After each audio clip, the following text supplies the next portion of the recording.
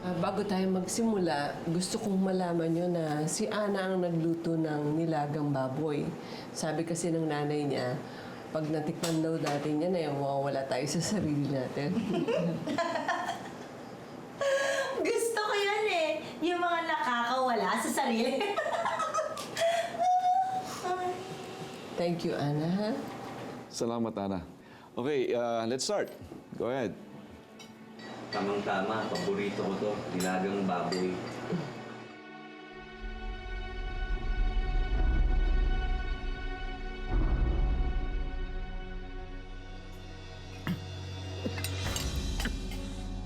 Alat, ha?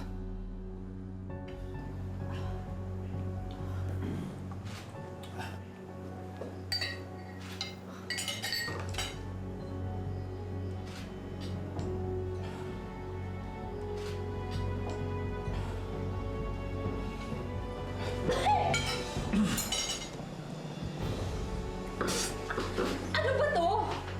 Ano naman special dito, Ana, ha? Nakakadiri! This is terrible.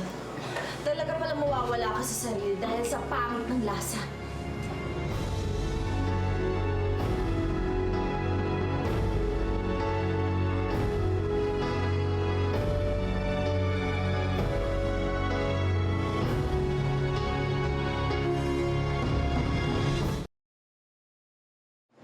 I don't understand.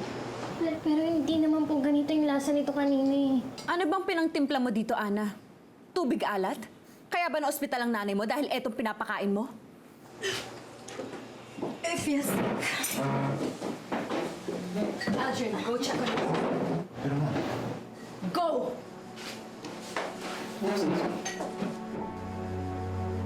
Kapag na-food poisoning ang anak ko, may mananagot sa inyo. Sorry po.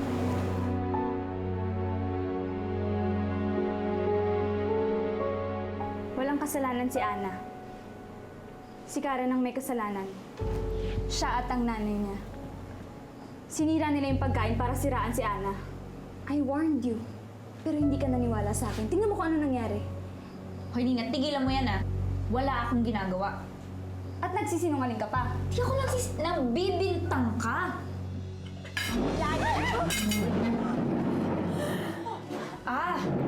Ganyan ang gusto mo?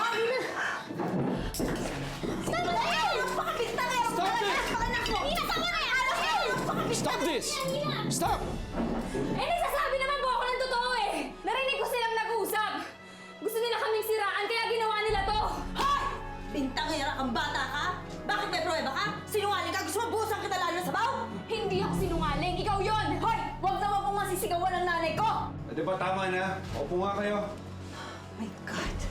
Eto ba ang mga yung ampunin? Nakakadiri, gali.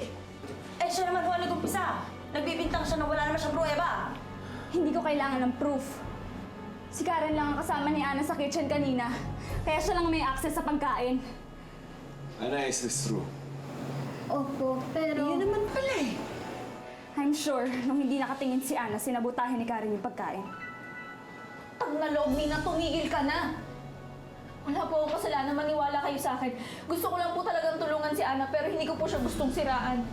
Hindi ako sinungaling. Dina, masama ng bibintang na walang pruweba. Okay, fine! Sige! Bakit kayo pagpipilitan yung sarili ko? Eh, wala naman talagang maniniwala sa akin. Nina! Ay naku, grabe yung babaeng yun ha. Nagbibintang na walang pruweba. Malamang siya sumabutahin ng soup na yan. Pwede ba tama na yung bintangan na yan? Sorry po. Kung hindi po ako nagluto, hindi po mangyayari to. Wala kang kasalanan, Ana. Hanggang kung hindi ho siya, sino? Dahil sigurado ako, isa sa kanila ang may gawa nito.